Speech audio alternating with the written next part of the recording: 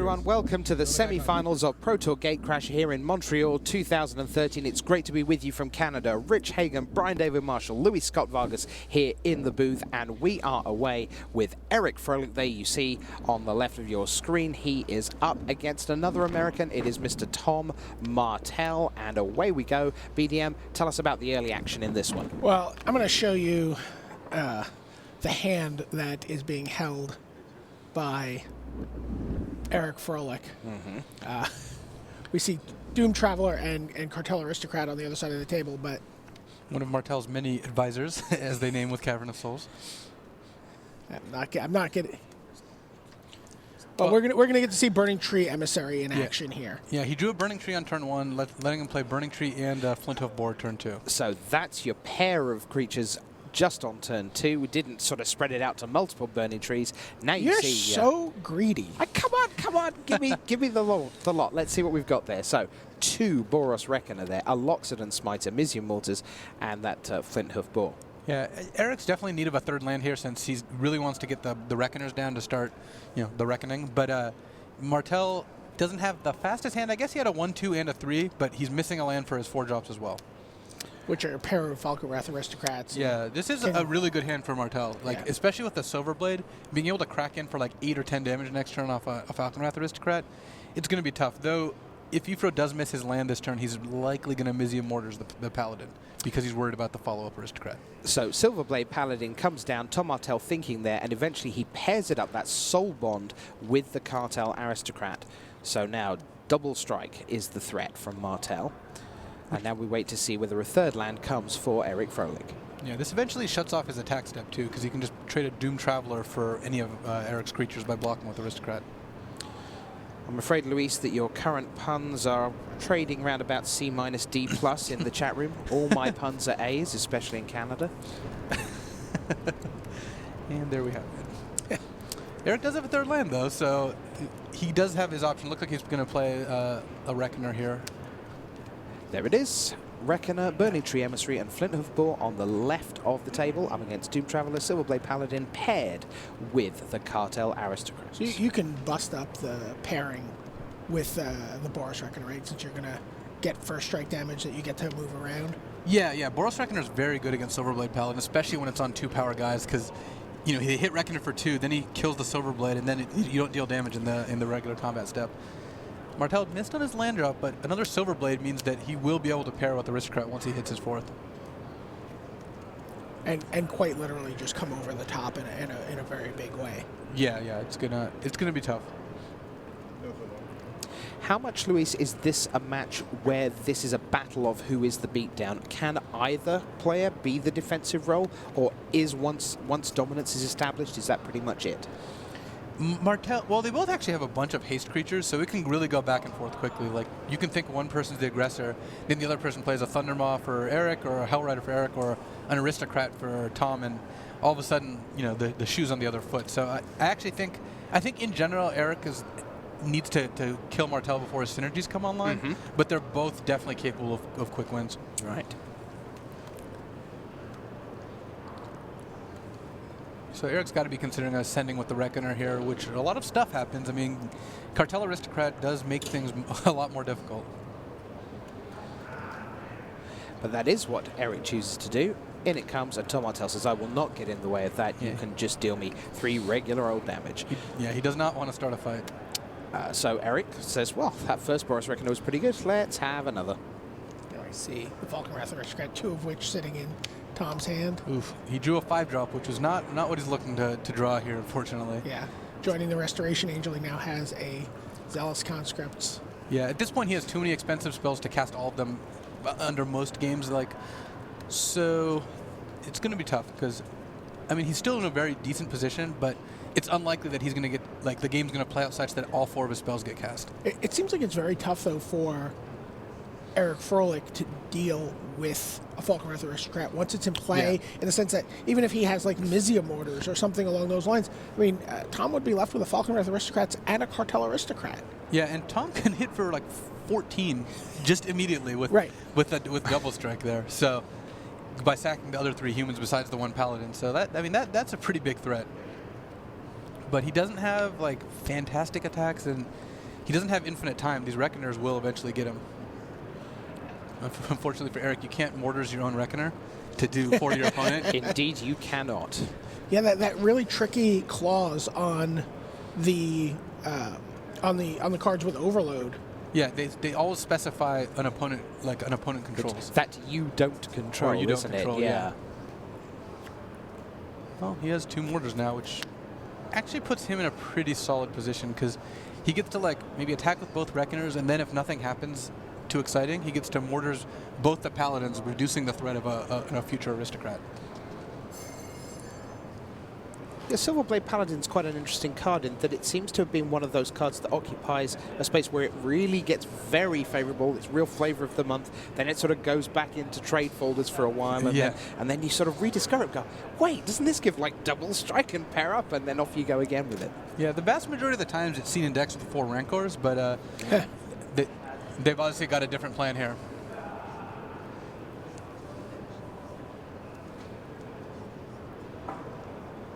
So it sounds like we have a result from one of the back tables. Joel Larsson came out of the gates really fast. Boris Reckoners and whatever beating down against Ben Stark. But Ben Stark, as his deck does, was able to Sphinx's Revelation, draw his way out of that, gain a lot of life, and eventually grind out the game. Just like he drew it up. Yeah. So 1-0 to Ben Stark. Here, Eric Froehlich has sent 2 Boros Reckoners into the red zone, leaving at home the Burning Tree Emissary and Flinthoof Boar. And now Tom Martell, with 3 mana open, has 4 creatures that could choose to get in the way, but a lot's going to go on if they do. Yeah, it's actually impossible to outline all the different paths that can take here. He can, I don't know. Tom may be here for 15, 20 minutes deciding what to do. As he like fake blocks and And for my 3rd block, yeah. But like he can like block with Doom Traveler, sack it so the Reckoner doesn't take damage. Maybe when he's attacking a block, he's trying to do the Harlem Shake. Yeah. Regardless, if a Reckoner ends up taking damage, he's going to lose like a Paladin, so he really wants to avoid that. So it looks like he might just take 3 and just trade a Doom Traveler into a token and not take any damage off that. there it is. Sacrifice to the Cartel Aristocrat, give it protection from a thing, and get the token back as the Doom Traveler dies. So now if Eric's worried about Falcon Wrath, he might just mortars both Paladins. It seems like let's look at his hand. I mean, he could. It's that or play like a Smiter. Yeah, that doesn't seem. I feel like Eric's probably going to just end up clearing the board. It also makes the Cartel Aristocrat much less dangerous, and he can start attacking with his other creatures. He also might just play 1 Mortars and a Flinthoof Boar. So there is Mortars number 1, aimed at Silverblade Paladin number 1. I'll sacrifice that in response to the Aristocrat. And there's the board. Yeah, now Martell's in a kind of tough spot, because even if he draws the land this turn, he can't really even attack. And it looks like he drew a Cartel Aristocrat, which lets him kind of be in the same position as last turn, but Eric has 1 more creature and Martell has 1 less. There you see his hand.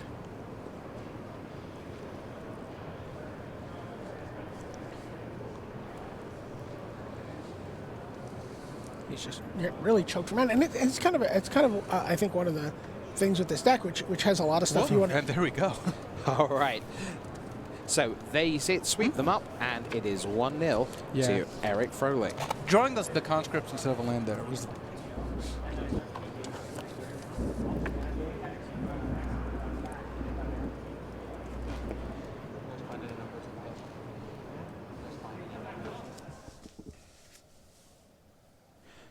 PTQs for Pro Tour Dragon's Maze. The qualifiers begin for the next Pro Tour. They're underway, and you could be on the big stage for Pro Tour Dragon's Maze, taking place May 17th to 19th in San Diego. For more information, visit wizards.com/PTQ.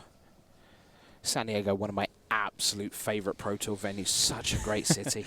As we've said many, many times, if every tournament was held in San Diego, we would be incredibly happy. I would be pretty happy with 3 Pro Tours in San Diego, 1 in Hawaii. Sure, we can compromise. One in Japan. I know you're not as big on the big travel to Japan, but like. Well, I actually love going to Japan. Yeah. It's just the actual going to Japan that is tricky.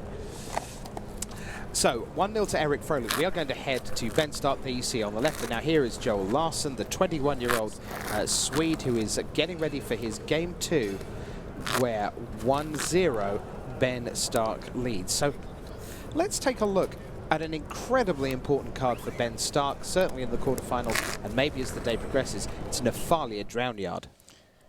Luis, talk about why this card is, Ben Stark's everything.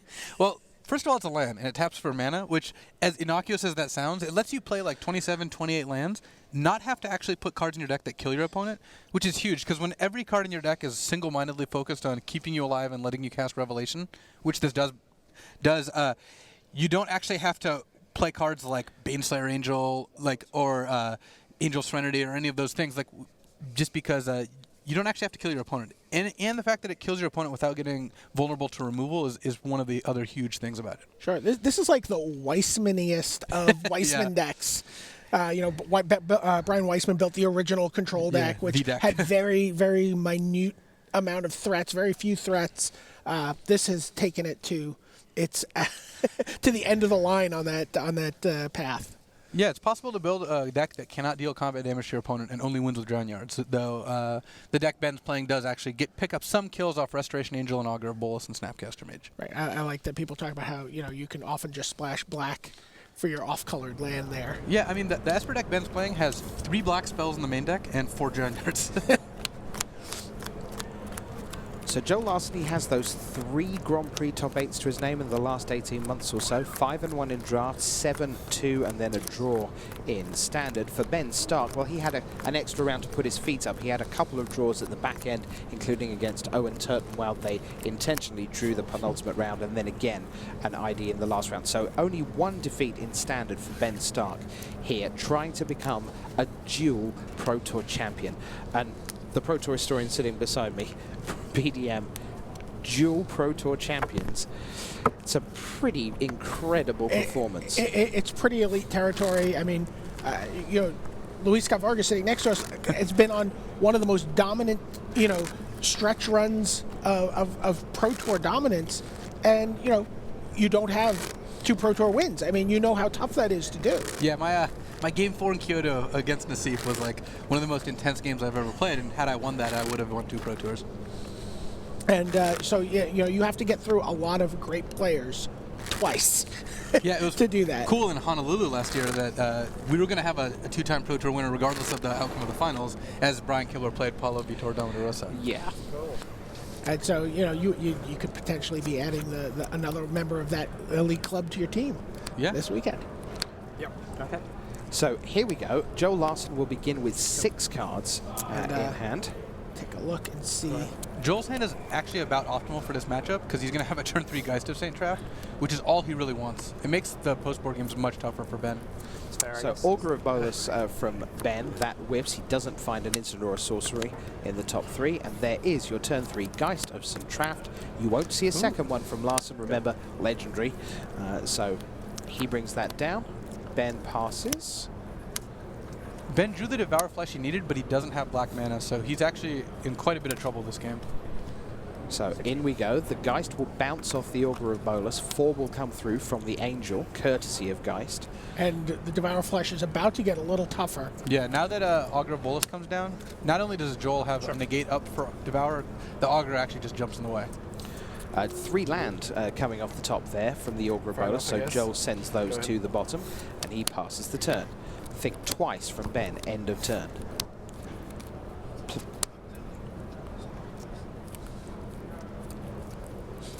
And then we'll take a look at Looks what like Joel's working with. Yeah, I believe he mulliganed in this game. Yeah, Jace Memory Adept is there right now. Restoration Angel and Negate.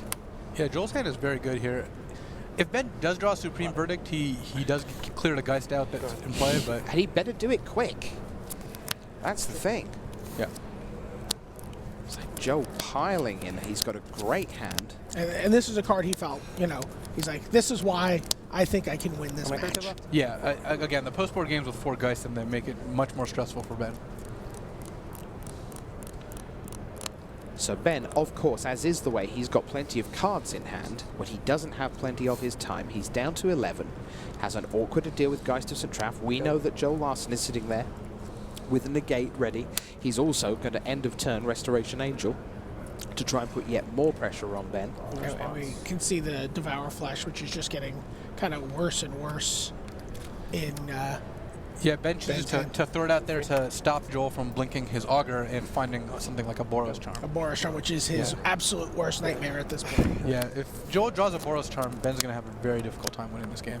I mean, as is, he still needs to find a Supreme Verdict basically next turn. Approximately now, isn't it, really? I mean, he gets to charm the Angel, which Joel can't even negate if he so chooses, but I feel like he'd rather just resolve a Jace here, because that means Ben's is losing on just multiple axes.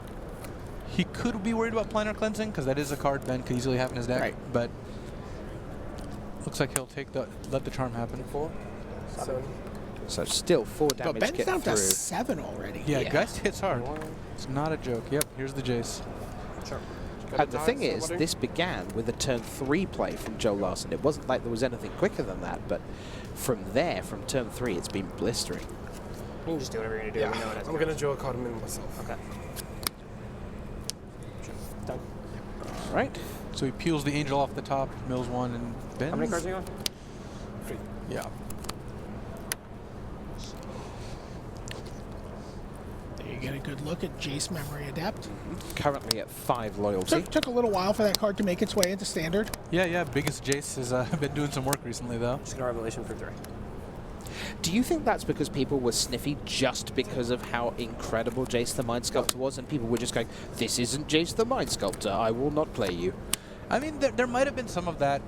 Part of it is that it doesn't defend itself at all. This Jace is the least tough, I guess, because at least Bellerin sneaks out turn 3. But even that, the fact that it's a win condition and a card advantage machine, all rolled up into one, has made it become pretty popular. All right, Ben Stark, time to do something pretty dramatic. He does have Dramatic Rescue in his deck. Yeah, probably not post-board, but it is a sweet card. That was a card that did a lot of work for us. So, can I have this Restoration Angel?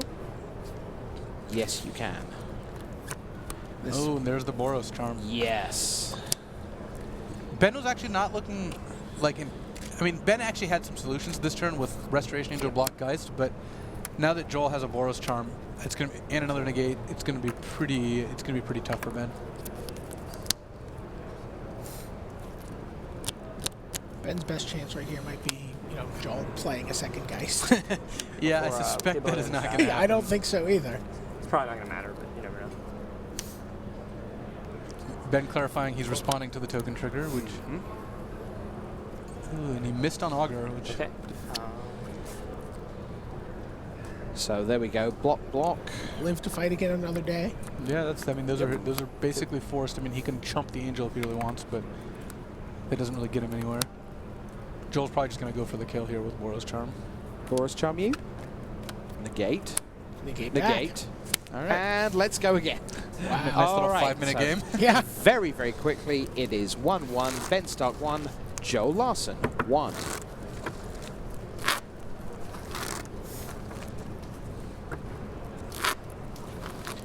Guys, that's a pretty good card. That it is.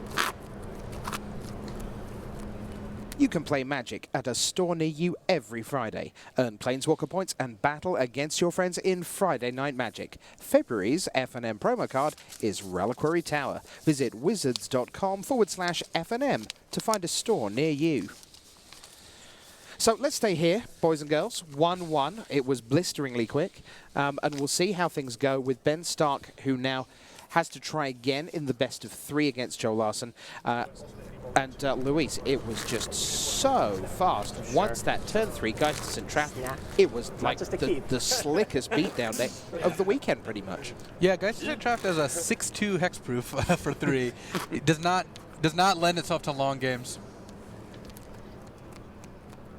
So we got an update on the other semifinal match, and they are tied. Tom Martell has tied it up against Eric Froehlich. It doesn't sound like Eric Froehlich drew a lot of lands to work with. In the meantime, let's talk about Jace Memory Adept. We were just talking about him. Came out Magic 2013 alongside Thrag Tusk. Yeah, other such 5-mana all-stars. Yeah, the cool thing about Jace is you play it, and if the game is close, you +1 at a time or two, just to draw 2 cards a turn. But if you're ahead or have a way to defend it, you can just hit their library for a 10 a turn. It does not take very long to win the game. So there's something in there that I wanted to point out. Now we saw Joel Larsson doing it.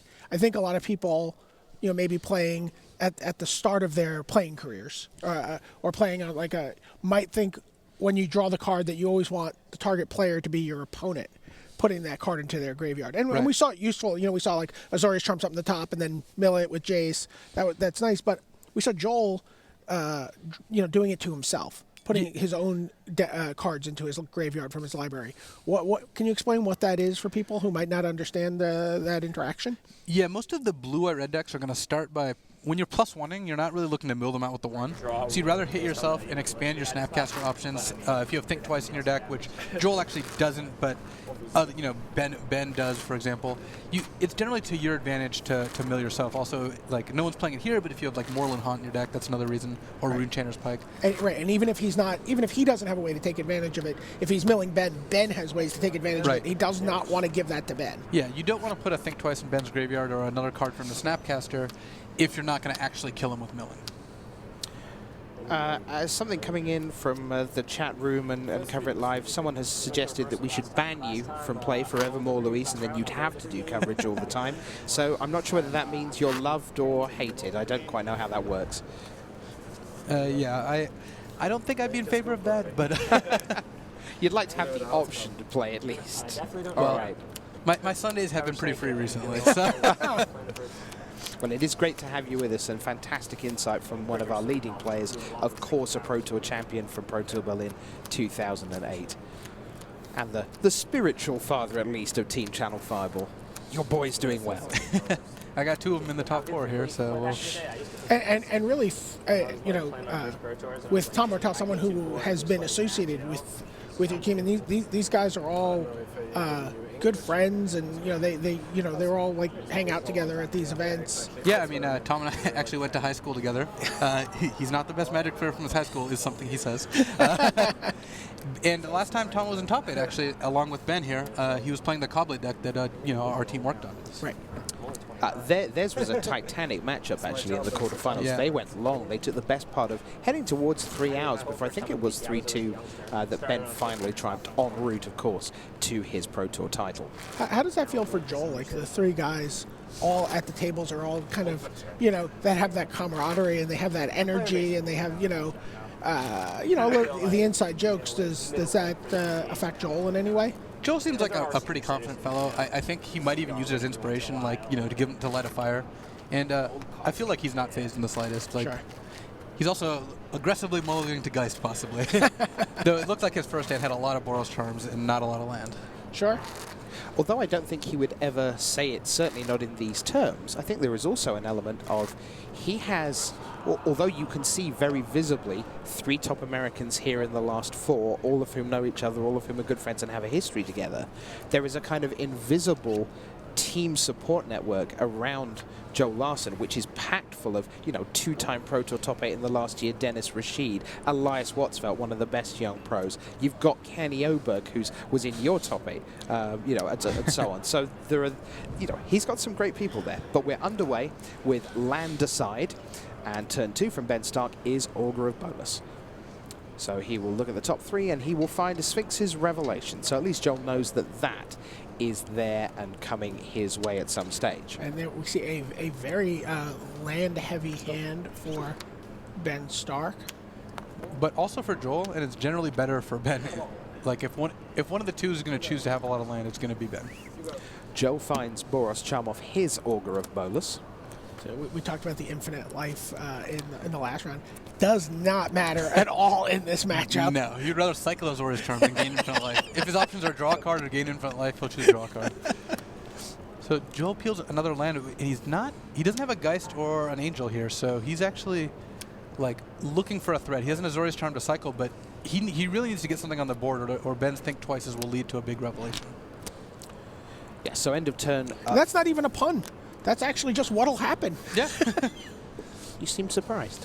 I'm a little surprised. Okay. Did you have to think twice about it to make sure I wasn't making a joke? Or? I did. I had a flashback to what you said and revisit it. Now. Yeah. Just scour it for all meeting. Help me, somebody. Augur of Bolas aside then. Right now, staring at each other, they've already done their jobs. Found a Sphinx's Revelation for Ben Stark. Found a Boros Charm for Joe Larsson.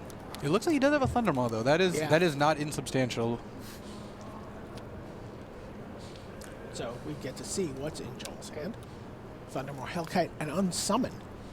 A Boros Charm, a Negate, and 3 lands. Why Unsummon seems like an unlikely card to have been left in his deck for... Yeah, besides like the Pillars and the Moment of Heroism, Unsummon looks like one of the cards that I might want to take out. I suppose maybe he likes Searing Spear less. Unsummon does save a Geist from a Wrath, which is actually pretty good. Right, it's like the 5th Boros Charm. Yeah.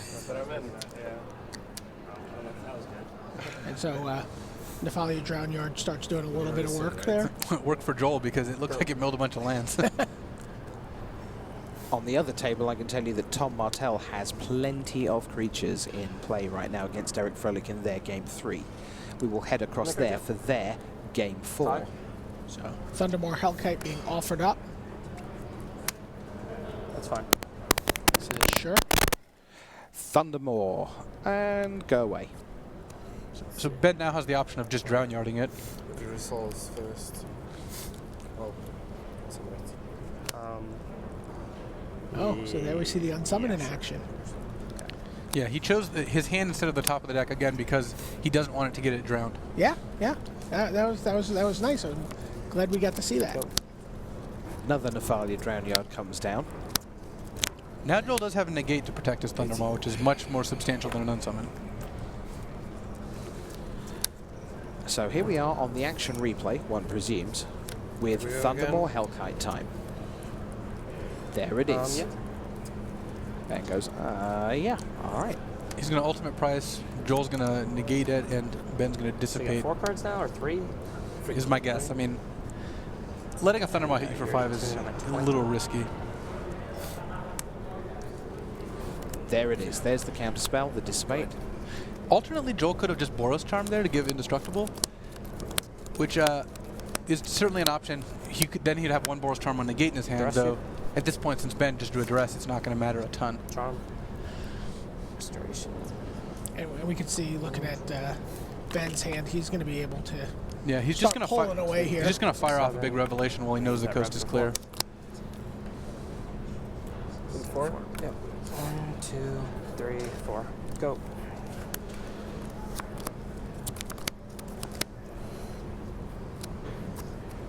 Sounds like a Scaresdark High Priest is making some offerings on the other table. Yeah, Tom Martell's doing very nicely there. It sounds like there's just a couple of Flinthoof Boars for Eric Froehlich, and if you've got an active Scaresdark High Priest, Flinthoof Boar gets outclassed pretty quickly.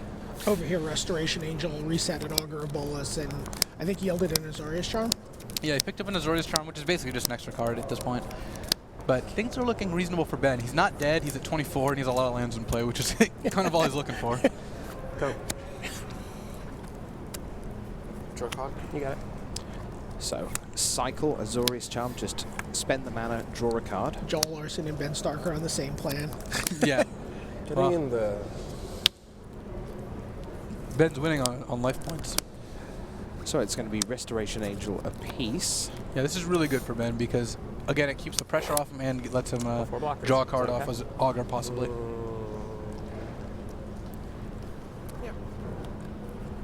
So Augur vanishes, returns. Let's have another look. I'm going to It find a dissipates the counter perfect spell. card. Ugh. Yeah, Joel could have fired off a Searing Spear there, but it looks like he'd rather just have the Angels bounce than spear the Angel.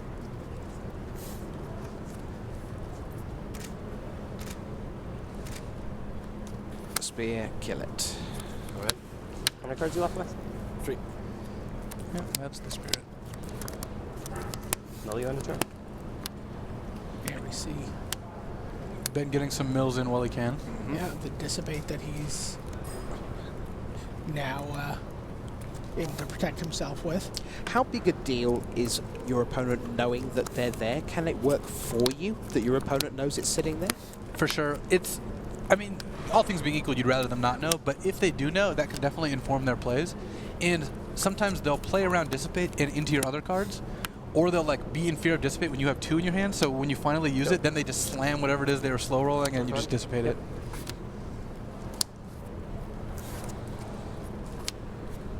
So the graveyard's starting to fill up for Joel Larsson, which is essentially Ben Stark's win condition. Can we replace the infect counters that we sometimes have available here with cards in deck?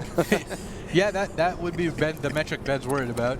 Just a bunch of horizontal lines that start going down and down Like a and down. life meter. Yeah, exactly. Well, I know Ben was rooting for Jerry Thompson. The fact that he doesn't have to play against Reckon or Harvest Pyre here is got to be a big relief, since he doesn't have the threat of just dying out of nowhere if he taps out.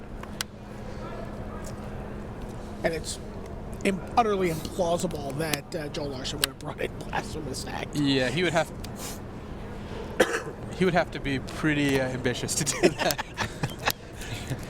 That's ambitious in the sort of crazy sense of ambitious, right? Yeah, when I say ambitious, I usually mean that. Yeah, okay, just checking. It's often said with air bunnies. Yeah. Yeah. So looks like we're gonna have a fight here. Ben Wrath and Joel Boros Charms. Currents. No, Five. Ben's Augurs should die here. Yeah. Yeah, that's...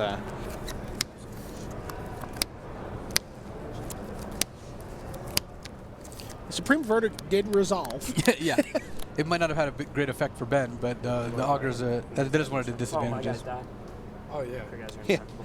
Hey, my guys I'm died. sure we can just. Well, They I assume do. We can just bury him. Missed the trigger of my guys. Yeah. He knew his Was guys that an indestructible, option? and we forgot to bury these. Yeah. The next. He just drew a card. It's like the next. So Did Ben realize that Plays was on before Supreme anyone said Verdict, 4 anything? mana. I couldn't really tell, but His guys should die, but They're supposed to die. I just since that basically counters it, I like forgot to bury them. They're others. great. I forgot to bury them. We'll bury them then. Yeah. That was the gist So of that. they were starting to smell bad. yeah. Wizard. Not a huge setback for Ben. It increases Joel's clock by 1 a turn. That's about it. So not a wizard. Geist of Saint Taft. Izzur is not a wizard. And you get the no, Oracle. it's a spirit cleric. Alright, cool. Cavern of Souls named Wizard. Ben has to determine what's a wizard and what's not.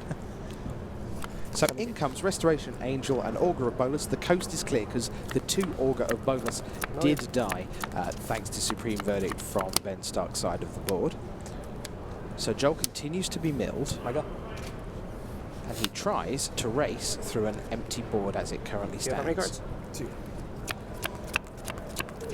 Duress is going to miss here if he casts it, but it's not going to be useless because knowing Joel has a Snapcaster really does help Ben. The rest of you. Because he wants to know that his Sphinx is going to be safe. That was probably bad. Alright, go. All right, off you go. And he knows it's not now because of the Snapcaster Mage, right? Yeah, he has a negate, so he can like Sphinxes for 6 still and have negate backup. I can tell you that Tom Martell leads 2-1 over Eric Froehlich. You will see their game 4 at the conclusion of this game here. Thundermore Hellkite from Joel Larsson. I feel like Ben's in a pretty good spot here since Joel A might Revelation fight for over 6. this Revelation. Right. Ben's still going to get to draw 6 cards, go to 23, probably go down to like 14 or whatever, but he just needs to find a Wrath or a Snapcaster in his top 7 cards. And even then, he's got like 1 additional turn. You can't do anything, right? The negate was exiled. Oh, we've already flashed back Not that. 100%. I dissipated the negate, right? Yeah, it's dissipated. Ah, Yeah, so be- since- because it was a dissipate on the debating negate, the on negate is I'm gone, just it's thinking. not in the Sure, graveyard. take it. So Ben could actually, since he now doesn't have to worry about that, he can actually draw an Azorius Yeah, Charm bro. off this. Yeah. So I go up to 23. 1, 2, 3, 4, 5, 6. Drawing so many cards, he has to do it in Um, chunks. Phase 1. It looks like a okay, verdict that there, was so So I take 9. the pressure's off Ben at least a little for a little while. Oh, it looks like another Revelation too. And now he can fight. He can fight when the Boris Charm tries to. Yeah, he gets to like, Snapcaster Mage Boris Charm make everybody indestructible, and then then- you're actually throwing the the Snapcaster Mage into the yeah. devastation. Also, he's not going to do that. He knows Ben has a dissipate. He's like, there's no reason for him to fight over this right now because he knows he's going to lose the fight. So, does Joel have a route back into this from here? He could have Psychic Spiral. He's got to, he's got to basically draw not only the Snapcaster is a Psychic Spiral if he's going to get decked, Yeah, but yeah. he's got to draw like multiple counter backup because Ben has negate and dissipate waiting. Go. Well, there's one. see Million. the laundry list of Ben Stark's hand. Yeah. Ben could get into a tricky spot here because if he taps out too much and then Joel goes spiral with counter backup, Ben could be tapped low enough that he can't cast both his counters. But Ben's undoubtedly aware of this, so... Right, and probably not go. It doesn't have to cast the Sphinx's Revelation. No, and he's not in a hurry to mill him out. And now that there's a Geist, it's a little different, but before the Geist, it's not something that he has to worry about immediately. Yep, Joe's running out of table for his graveyard. Yeah, and he even has the Devour Flesh to kill the Geist if he needs to. Mill you end of turn.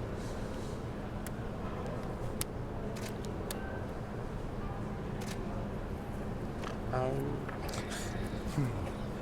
you end of turn. Yeah, I'm going to mill you again. Well, he could be getting into dangerous territory now. If he mills the Psychic Spiral here, There is Joel Psychic can Spiral. go for it and then negate Ben's counter, and Ben could actually just lose. Yeah, wait, he says.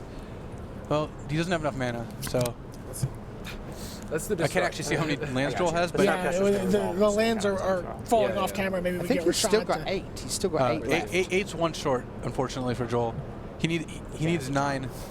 He needs 9 to cast To Spiral, go 2, Snapcaster, negate. 5 for the Psychic Spiral. I mean, I wouldn't have built Yeah. Yeah. extra mana on top. No. Yeah, so Ben was even aware of that. He just said that like if Joel had 1 more mana, he wouldn't have done that. Okay, so Ben Stark leads 2-1. We're going to head back to Tom Martell and Eric Froehlich for their game 4, where Martell leads 2-1.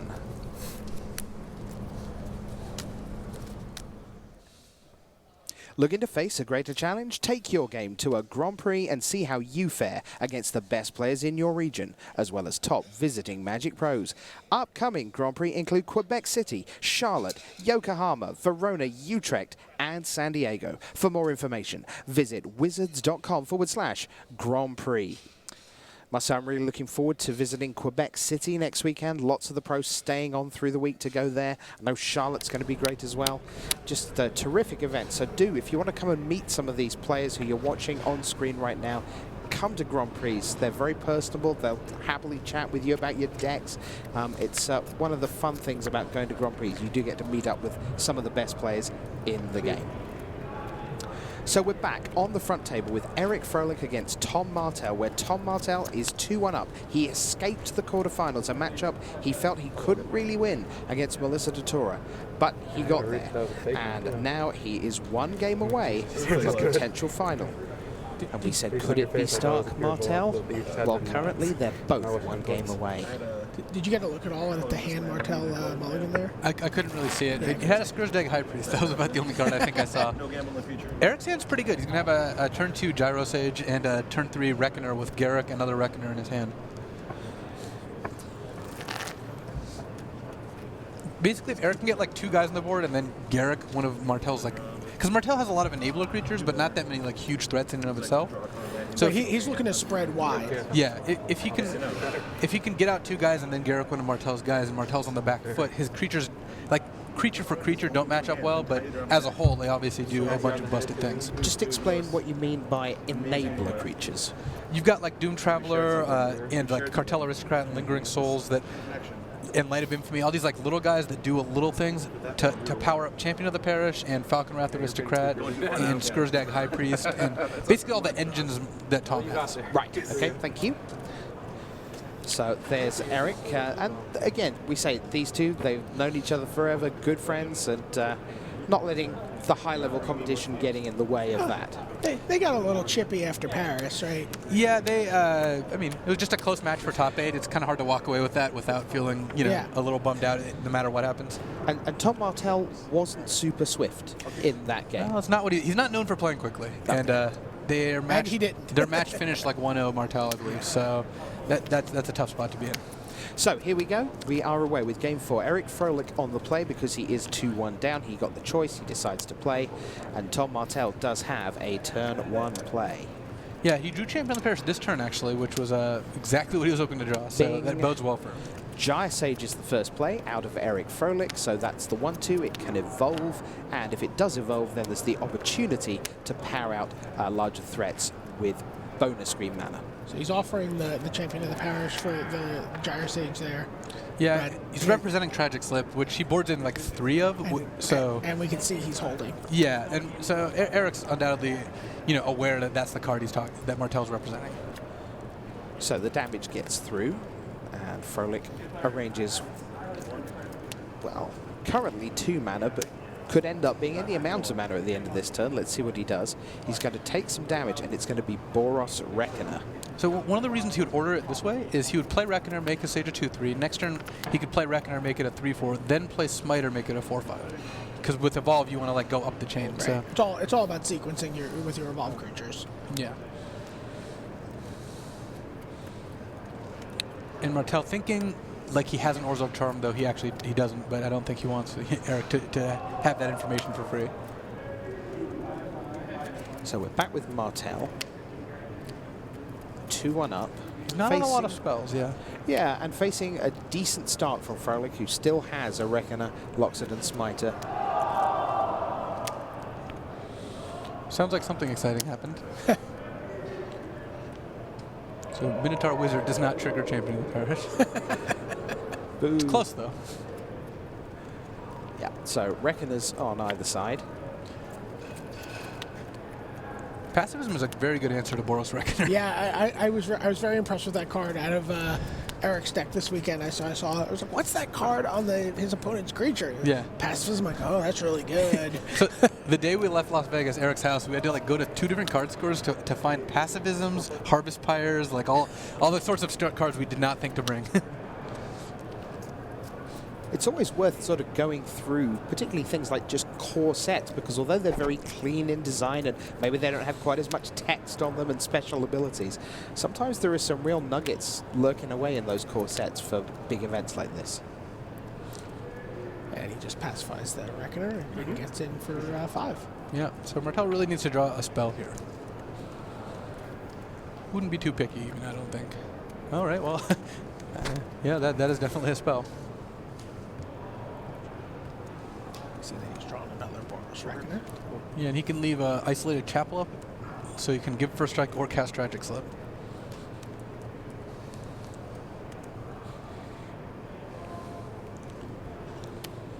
Eric's in a good place, like stuck on 3 lands in quotes, because all his spells are basically castable at this point. So he's got a lot of spells to work with. Boros Reckoner comes down for Tom Martell, semi-replacing the one that's just been pacified.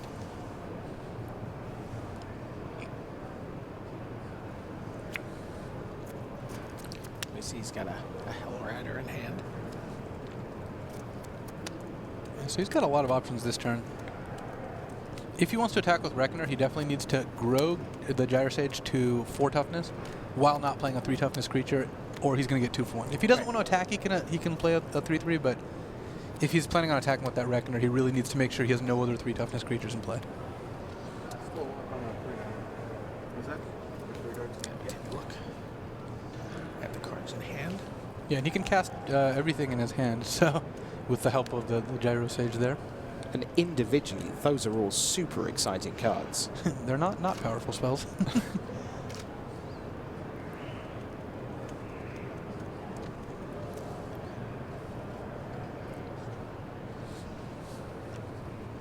Froehlich looking at those 5 cards. Other than the Mizia Mortar Smiter, he can only play 1 spell this turn, though. Yeah. This is an interesting attack, because now he's offering the Reckoner trade, but he's going to lose his Sage in the process. Though he might be happy enough getting the Reckoner off the board and just playing another Reckoner. You see in the background just a moment ago that the other match continuing on. They're in their game 4 with Ben Stark 2-1 up over Joe Larsson.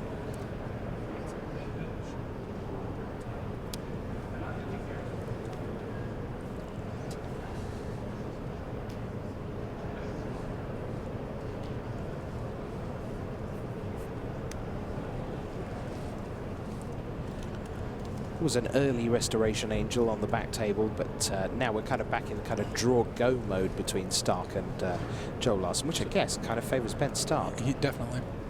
Martell's going to block here. My guess is Martell, like he's thinking about what Eric could have, but his best play is just to block. Eric then has to pass before First Strike. Interesting. Well, This is not what I expected, but all right. So the champion dies, and then And then that lets the Gyro Sage get a little too big, right? yeah, I'm surprised Ifro made this attack without playing a creature first. But given that he did, Martell wants to set up Tragic Slip. Right. Yeah. We know that he's looking to. But Tom could have just traded his Reckoner for both of Eric's creatures, which seems like it would have favored Martell. But I guess he wants to keep. Well, Reckoner's his only threat, so if keeping it alive gives him a shot of like, trying to win. But Eric on all spells is going to make that pretty difficult. So there is Boros Reckoner again. Gyro Sage gets a second counter. It's up to 3/4. Oh, In response to the evolve trigger, he can Tragic Slip the new Reckoner, and then keep the because it checks last known. It'll keep the Gyro Sage at a 2/3. Because Reckoner's now at -10, -10. yeah. Which is not bigger than the. Then either What the if you power went or by the absolute toughness. value? Yeah, it's true. Revolve trigger not happen at that point. Asks Eric Froehlich. Yeah.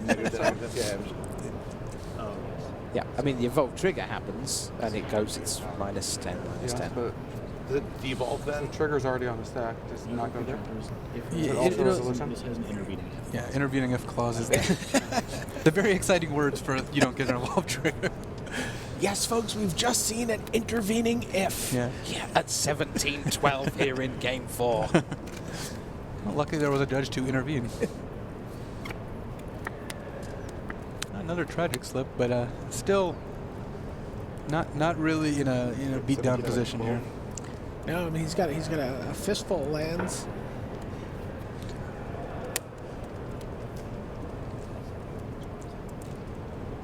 Looks like Tom just about to pass the turn. That's what he does. Show you the Gyro Sage. You can read Yeah. the language on evolve. A large gyro on the screen here. Pretty rad draw by Eric. Gives him, a couple more options. So he drew down Raid. And he can really, Tom is just going to be like, I mean, he doesn't know that Tom's hand is, Yeah. as flat as it is, but he can just, draw an extra card a turn. He can. Yeah, there are a couple things going on for Eric here. One is that Tom's deck is mostly permanent, so there aren't that many spells he could be holding, which leads Eric to suspect that he'll have more Tragic Slip, Orzhov, Charm possibly. Blasphemous Act is a big one if Tom brought it in. I'm not sure if he did. It seems like it's a good card when you're on the back foot. So. Yeah.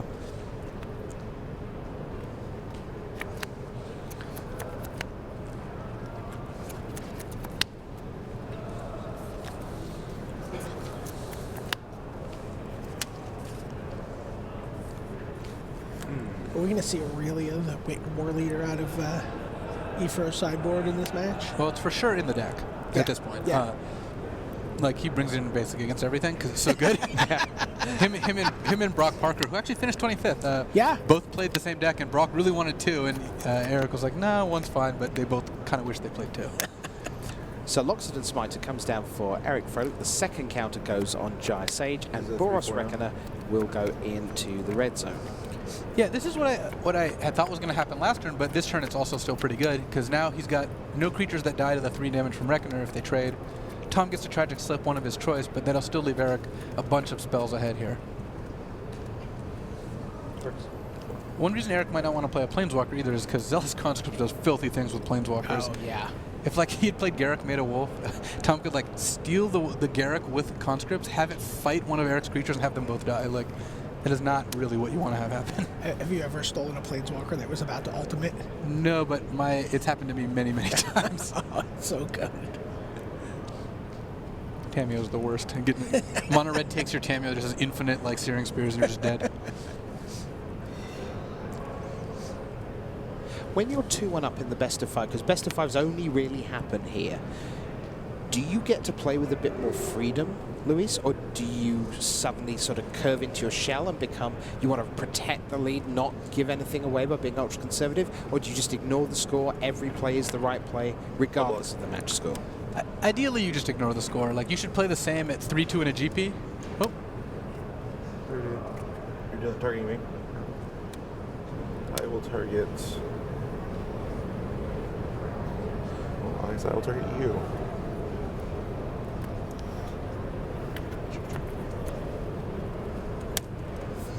Sounds like we've got a race going on in the back table.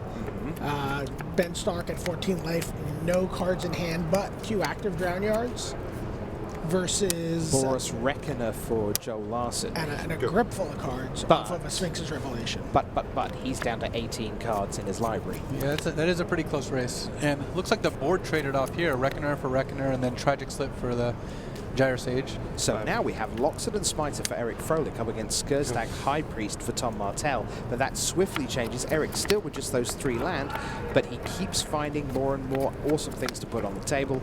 Here's another Boros Reckoner. Oh, that seems like that race is not quite the race we thought it was. Okay, why? Because Joel Larsson has just resolved a Psychic Spiral, which means he gets to shuffle all of the cards in his graveyard back into his library and mill that many cards from Ben Stark. Yeah, it looks like we're going to hit a Game 5 in both these matches at this point. Oh. Yeah, that was a Dommy Raid fighting with Boris Reckoner and taking out all your guys. Yeah, pretty dominating performance by Eric there. So there you have it, 2-2 on this table. We'll wait to find out whether we get a Game 5 on the back table, but we will be back with this Game 5 in just a moment. Dak Faden is the greatest thief in the multiverse. Follow his adventures in the Magic the Gathering comic produced by IDW. A special promo card unique to the IDW comic series comes in each issue. Find out more about these comics at wizards.com/magic merchandise. So, Boris Reckoner, we actually saw one of the... It felt like this tournament was all about Boris Reckoner combos. Yeah, right? there are a lot of them. Infinite Life with Boris Reckoner, Blasphemous Act with Boris Reckoner, Jerry had Harvest Pyre. Harvest Pyre, Boris Reckoner, Domry Raid with Boris Not good Reckoner. anymore. Yeah. You That know, was years if ago. you were not playing this Any card in movie, this at least? tournament, did you have to warp your deck in any way so as to be able to deal with this card? Did you have to make adjustments for this card? So basically every attacking deck was playing this card unless you were like playing like mono black zombies or something like that. All the control decks were aware of it. Some were even playing it in the blue and red decks. And the only decks that I can really think of that weren't playing it were like Esper and Reanimator. There aren't very many decks. I guess Melissa's deck also banned control, which is kind of like Esper. Like it's such a powerful card. It's great attack. It's incredibly good in the aggro mirror, and it's good in control against aggro. So it's super versatile just because the power level is just really, really high.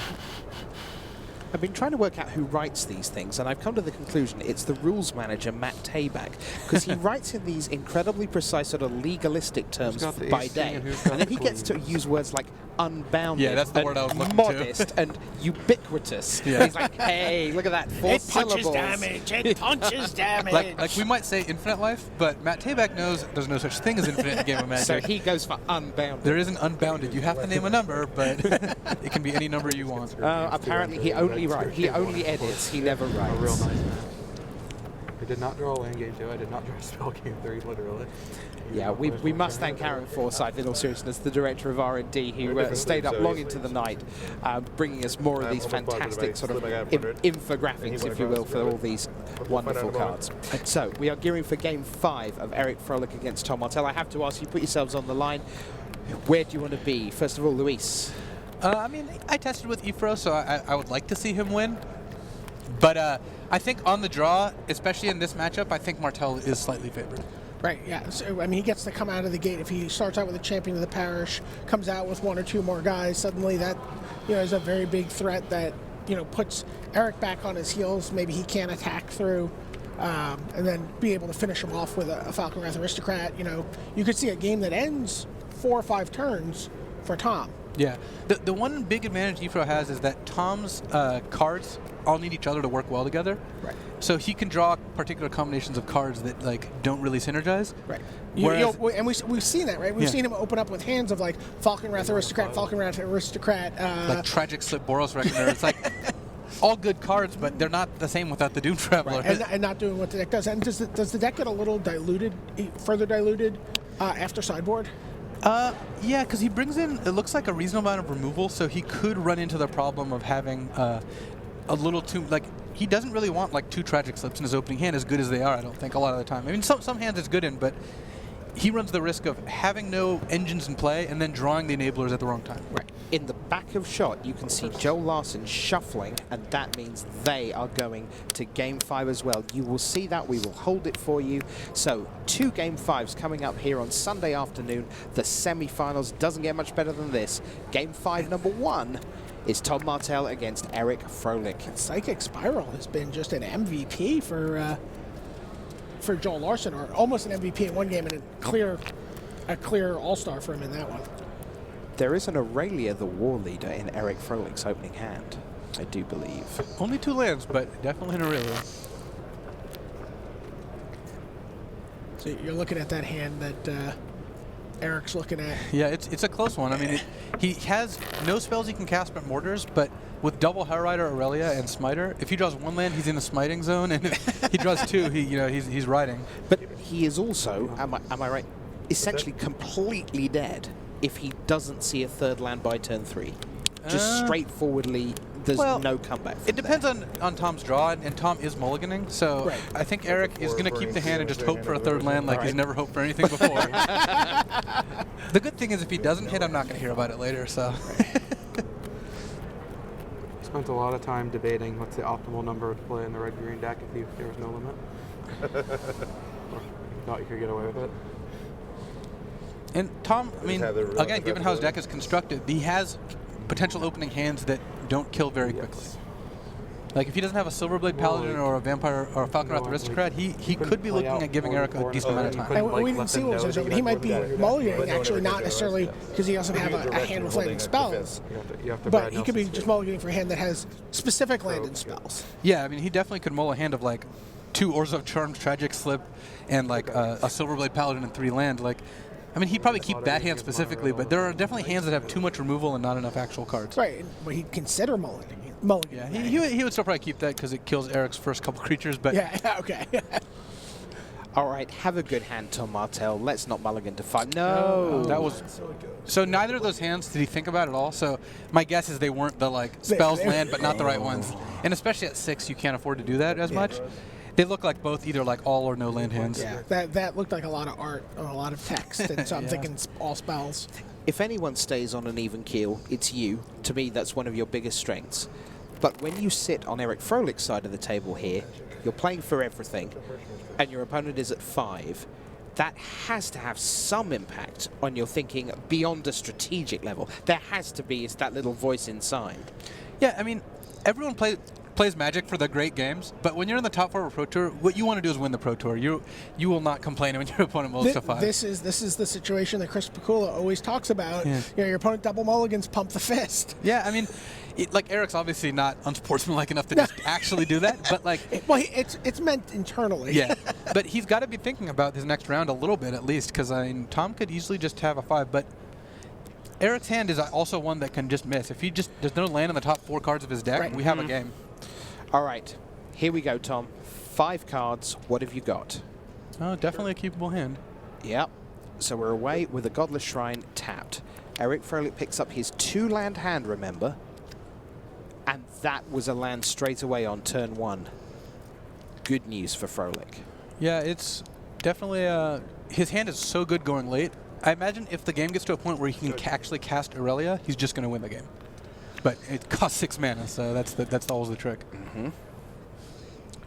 Stark and Larsson, Game 5, coming right up at the end of this one.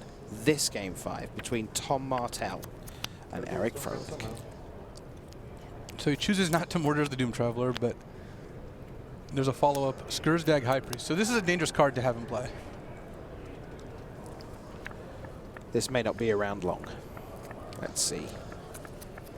Ooh, he drew the Gyro Sage 1 turn too late, so now his curve is a little disrupted, but he can easily do something like Smiter or Reckoner this turn. Next turn, Mortars the High Priest plus play the Gyro Sage and end up in a decent spot. There you get a look at the Skursdag High Priest, Morbid, tap 2 untapped creatures, and the Skursdag High Priest itself, and you get to put a 5/5 Black Demon creature token with flying into play. Yeah, Morbid, of course, for those of you who didn't play with that set, basically means something has to have died. You missed a good one if you didn't play with that set. Oh, boy, yeah. Yeah. Looks like he's not going to take the risk, which is probably a smart idea. Like, one of the easiest ways to lose a game is just let Martell make a deal. Just to let your opponent have a 5/5 demon. Yeah, that's generally not good for you. he's got a lot of options here. And is steadily drawing lands and getting himself to that point where we could see Aurelia. So the Tom war has leader. the Blasphemous Act, but if they both have Reckoners in play, it's not that great for Tom. And to be fair, we've talked about Tom having multiple attack steps. Well, this is one where Eric really could. Yeah. Yeah, Brock Parker had a game where he attacked with 2 Hellriders and an Aurelia, or 2 Thundermaws and an Aurelia to take his opponent from like 40 to like, 14 or something. And that's kind of what we are looking at, right? When we do see Hellrider here in his hand. Yeah, Hellrider gets a lot of triggers. And there you see Flying Vigilance Haste. When she attacks for the first time each turn, untap all creatures you control. After this phase, there is an additional combat phase. Doom Traveler, turning sideways. Looks like he wants to turn it into a Spirit token. Doesn't want to trade Reckoners just because, he's got, again, he wants Eric's Reckoner to be off the table for Blasphemous Act, but he wants to keep his own for the same reason, so it's kind of tough to trade. Maybe bluffing Tragic Slip here. Yeah, he could easily be doing that too.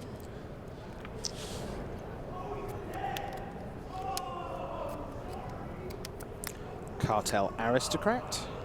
And you can see if that Skiersdark High Priest had had a chance to live, Yeah, things could have happened. he would have been able to turn that Doom Traveler and another creature very easily into a demon. So Eric's hit all his land drops so far, so he can actually play the Gyre Sage and a Smiter here, and then guarantee an Aurelia next turn, barring something like a removal spell. Tom is down to 1 card. The punchline to the Aristocrats deck, the Blasphemous Yeah. Act.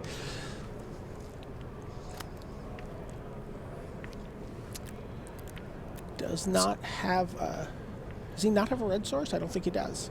I think he has a Blood Crypt hiding in there somewhere. Okay, is that up on Yeah. top? Of course, the trouble is that what you want to use Blasphemous Act to do is gain you the card advantage back that you've lost in your double mulligan. But he's got so much already on board, and He Eric wants, has... he wants to do 13 with it. Sure. To Eric Froehlich. He wants to get rid of that Reckoner and do 13. I think Tom might actually just win the game here. Because he's going to get to attack next turn and then Blasphemous Act, depending on how Eric does. It's not a lock for sure, but like Martell has a potential to just win out of nowhere. Off a mulligan to 5 with just 1 card in hand. It's super powerful.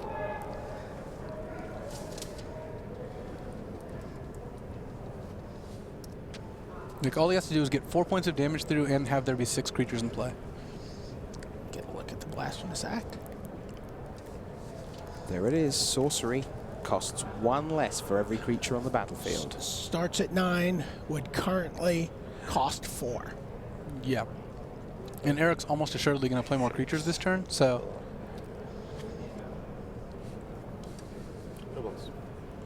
No blocks eventually, says Tom, and so he will drop to 17. 17 apiece, but I don't think we're going to be at 17 apiece for much longer.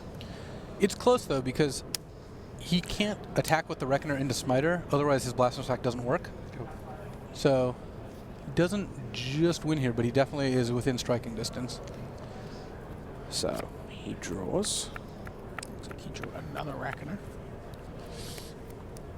As you tilt your head upside down to look at his upside down card. Yeah. Sorry. Staring across the table at a 2/3 Gyre Sage and a 4/4 Loxodon and Smiter. Yeah, Martell's just short here because if he attacks with Reckoner, Ifra's like almost assuredly blocking. So now he's just going to try to go for the win next turn. But Ifra's going to get to play an Aurelia, and if once he gets Martell to 13, the act no longer works. Right. This is a super close game. Because although the Reckoners will do 13 damage to each of the other players, Eric's will resolve first. Yeah. So down comes Boros Reckoner, number 2 for Tom Martell. He's assembling a very potent force off that mulligan to 5. Though the downside here is with the 2 Doom Traveler Spirit tokens, it looks like Tom still has the game within his grasp. So like I said, it depends on what each player does here because there's a lot of lines left, and Martell has a little bit more control over the situation.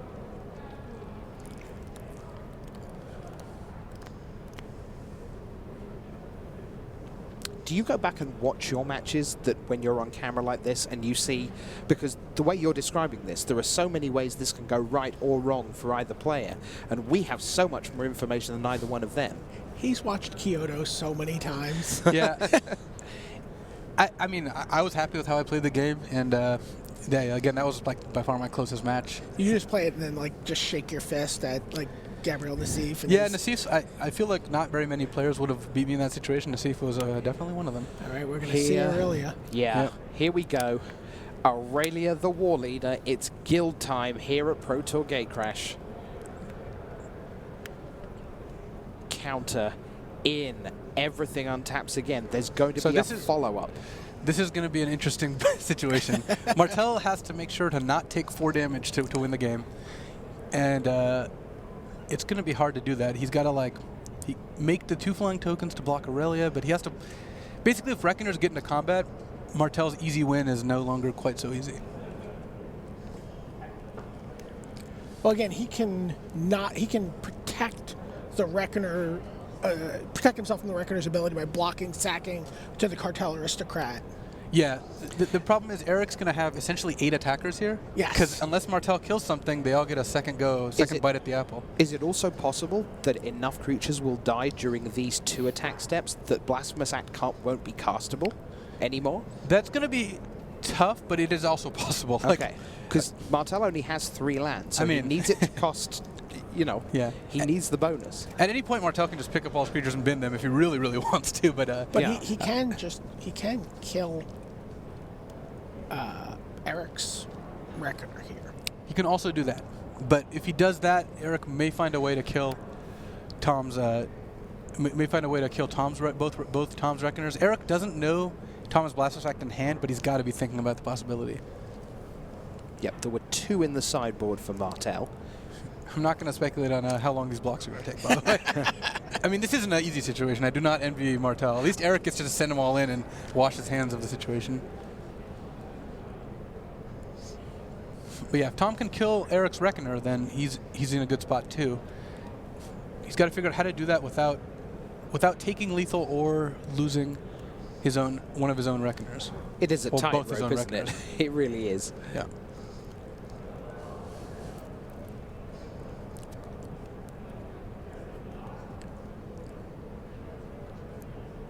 So he is trying to kill that Reckoner.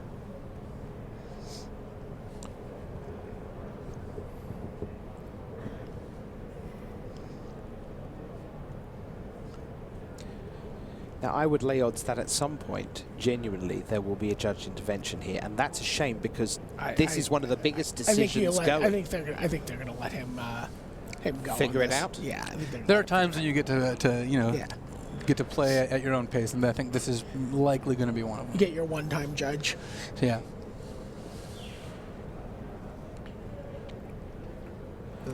See? I'm going to block like I don't know. The judge Now it's did. fast. pro weight. Pro-white. There's a spirit. Resolve image. So Tom goes to 11, and Eric has a Reckoner trigger for 3 points of damage. Tom gets a second spirit. So I'm going to get another trigger from that. So if Yeah, Tom one can to keep 11 trigger from that. 6 creatures on the board, then he's probably gonna get this. I'll do. But he still has to do 4 damage to Eric now that one of his Reckoners is dead. Keeping 6 creatures on the board could be tricky because Eric's follow-up attack will end up making Tom do some blocks. So that Eric was is on 14 3 to now. you. And of course, if Tom draws a land, then he only needs 5 creatures on the board. Yeah. Also, if he has to attack first, then that thing makes things a little more tricky too.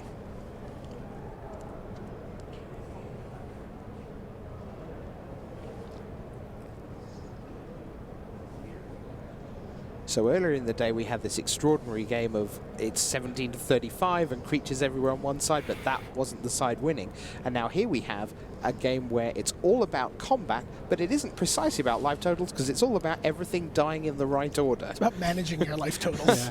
Eric's for sure considering Blasphemous Act here. I think I think if he just attacks with Aurelia the second time and nothing else, he doesn't.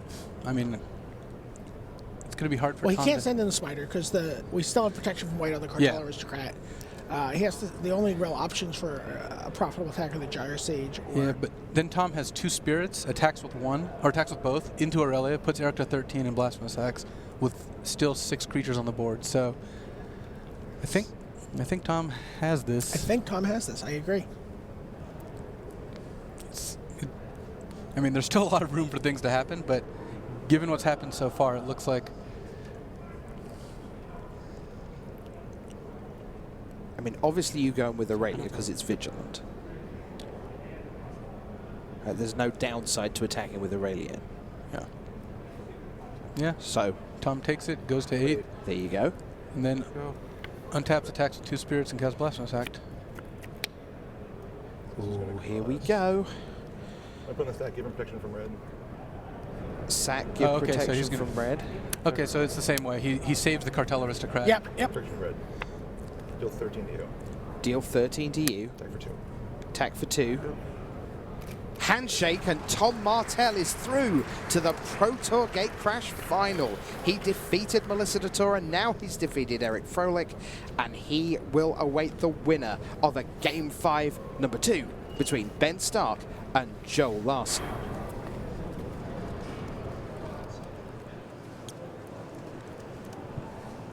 We'd like to thank Gaming Etc. for being an official card retailer here at Pro Tour Gatecrash. Gaming Etc. is one of the premier destinations on the internet for all things Magic. For more information, visit gamingetc.com. So we have one final. It's finalist. It's Tom Martell. Who will join him? Will it be Ben Stark or will it be Joel Larsson? So, Brian, out of these two, Stark, Larsson, who do you like? What do you reckon, Larsson or Stark? I like Ben Stark, but I think we're going to go down and take a gander at what Rashad Miller has to ask of Tom Martell. Hey, Rashad Miller again, here again now with finalist Tom Martell. So you're in Game 5. Yeah. You're in Game 5 of this match, and you look at your 7, don't like it. You look at your 6. And you don't like it. So why don't you walk us a little bit through your mulligan process? Sure, absolutely. So the 7-card hand was, I believe, Champion of the Parish, Cartel Aristocrat, and 5 lands, which just isn't going to be fast enough against any of his good draws. I had the sense that he liked his draw. I mean, he hemmed and hawed a little bit, but it's kind of got the sense that he either had a very aggressive start or had Reckoner and like a very powerful kind of Reckoner-based draw. So that draw is certainly not going to do anything. So I immediately mulligan that. And I draw 6 spells, so I'm obviously not going to keep 6. So obviously going to 5 on the play in Game 5 in the semifinals of Pro Tour, I was pretty sad. But it is what it is, and you can certainly win on 5, and I knew that. Or if I lost that, it's fine. It's Magic, that happens. Obviously, super ecstatic that it worked out. But the mulligans, were just kind of what they are. So Ben Stark and Joel Larsson, they're about to play their Game 5. Yep. Who would you rather play against, or what deck would you rather play against? So I'm not sure. So typically, I'd much rather play against blue, white, red. But Joel is definitely a different list than the ones I've played against. So I'm not positive which one is better for me. I mean, I'm 06 lifetime against Ben, so I really don't want to play. And the matchup, I think, is pretty mediocre. I'm at least a 40-60 dog, if not more. So I probably would rather not play against Ben since I've never been able to beat him. All right, so that's Tom Martell. We're going to see him in the finals. Back to the booth. Well, there you have it. He knows he's 0-6 against Ben Stark. Come on, Joel Larsson, says Tom Martell. And there you see the two players getting ready for their Game 5. So let's get to it. Interestingly, Ben Stark knows that he's 0-6 lifetime against Brian Kibler. And Joel Larsson is known as Swedish Brian Kibler. That is something that we have taken to calling him. And funnily enough, the one time they played, they drew unintentionally. What that says, I'll leave it up to the viewers to decide. And I think today, American Joel Larsson's watching from the sidelines. So. I think it'll be a while before he's the American Joe Larsson, even if Joe wins this I don't know. Pro Tour. It was catching on today. Yeah. All right, so we're getting into the action, and it's Augur of Bolas from Ben Stark, opposite Augur of Bolas from Joe Larsson. Joe Larsson has a look at his top 3, and he reveals Psychic Spiral. Well then. It's probably worse to have it third on last. So Ben's having a little smile about that one going into Joel's hand. Doesn't have a haste. It's not actually as big of a deal as you might think because, like, in general, you know you're going to have to beat the Psychic Spiral, so just knowing about it at least takes away the question of that. And Ben's hand is, like, very good. He's got a Restoration Angel, a couple removal spells, Snapcaster. Talking of Restoration Angel, that's what Joel Larsson just drew on turn 3. Go. Ben passes, and end of turn.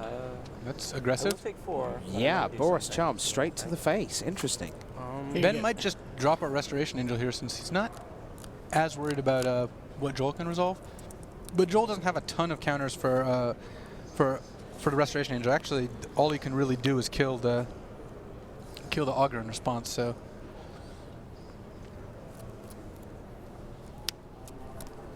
looks like Ben's gonna run it. Yep. Give you a look at what Ben's working with here. Plus a negate. Your turn. Yeah, quite a lot it turns out. 4th land for Joel, and here's Restoration Angel. So that sends Augur of Bolus out and back. And Searing Spear will come to Joel. Third on last. Me too. Go ahead. Yeah, this is shaping up to be a pretty close game. They both have a lot of spells. And that's what you want from outside. You don't want to be just left on the battlefield going, I didn't play Magic in Game 5. If someone beats you, fine. But So Ben casts Duress, looking at a hand of Snapcaster Mage, Thundermaw, Hellkite, Boros Charm, Searing Spear, Sphinx's Revelation, and Psychic Spiral.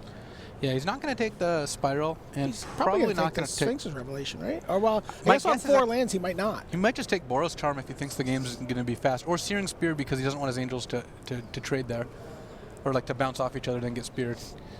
The only card you can rule out is Psychic Spiral. That's the card you deal with when you're going to win the game, not on turn 4 or 5. And Ben is missing a land drop here, which his hand is still pretty good, but missing a land drop is not something His deck ever wants to do. Yeah, he really enjoys. So I like you. Yeah. there's actually essentially never a turn he doesn't want to lay a land, is there, in this one? Pretty much. it really isn't like. Maybe around 14, you could take one Take off. target. Non-creature, non-Searing Spear, non-Azure Charm card. Joel is predicting no Searing Spears. Well, no, he's reading Duress and he says there's no creatures, Yeah. no, No Searing lands, no Spears. Searing Spears. No Psychic Spirals. So yeah. telling Ben he doesn't want him to take the Searing Spear.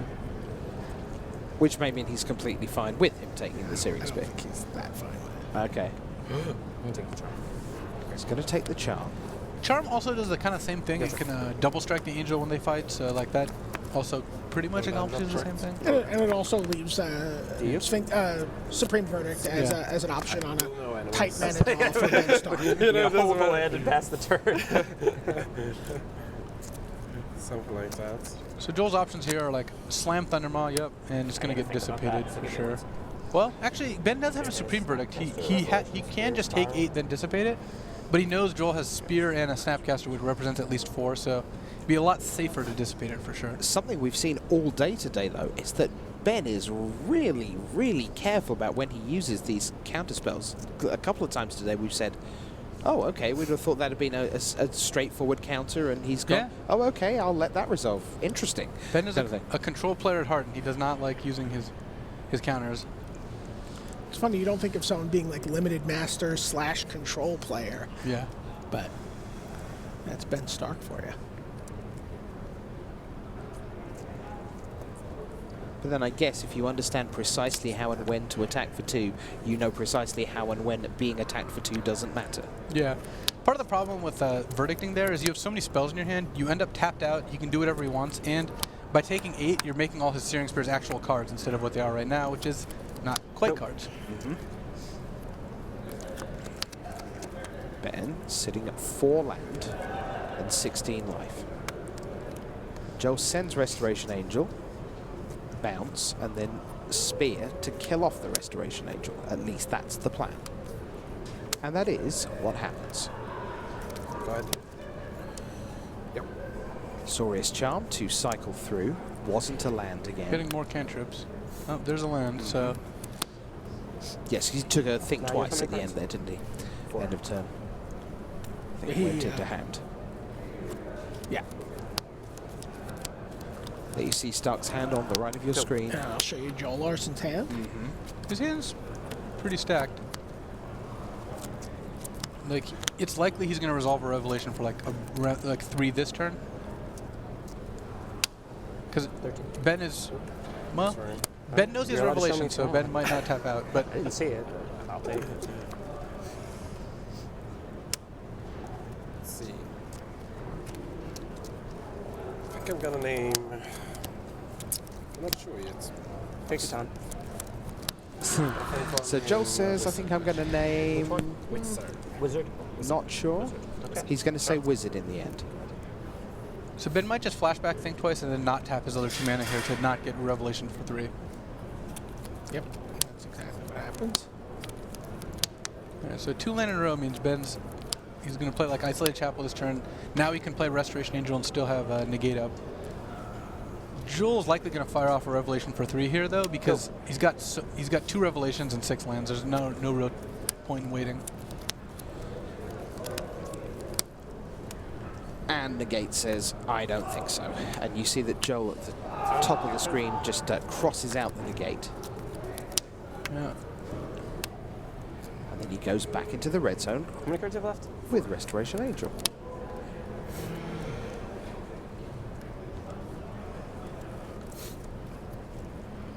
All right, 10.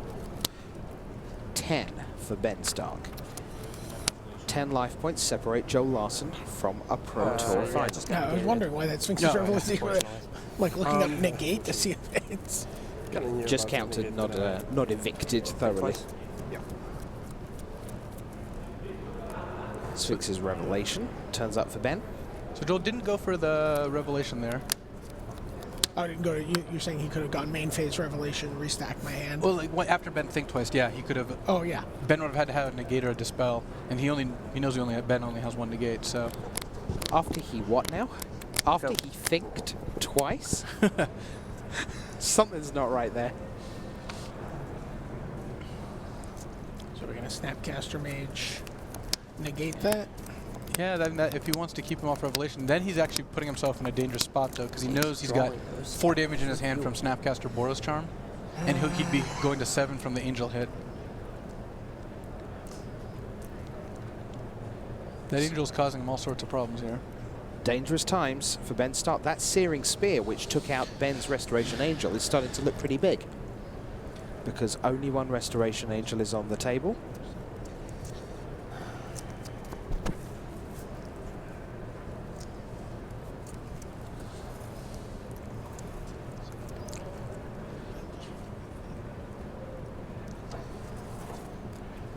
Ben is going to Snapcast a Mage for the negate.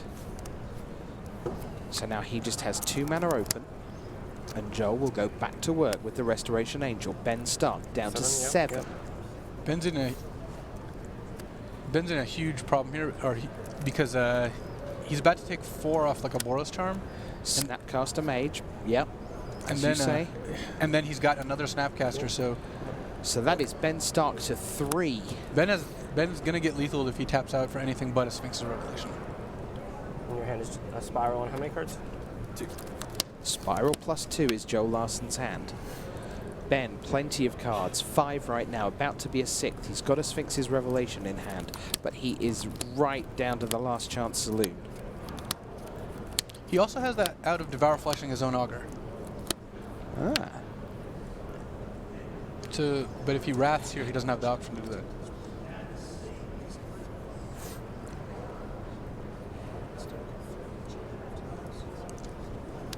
Let's go.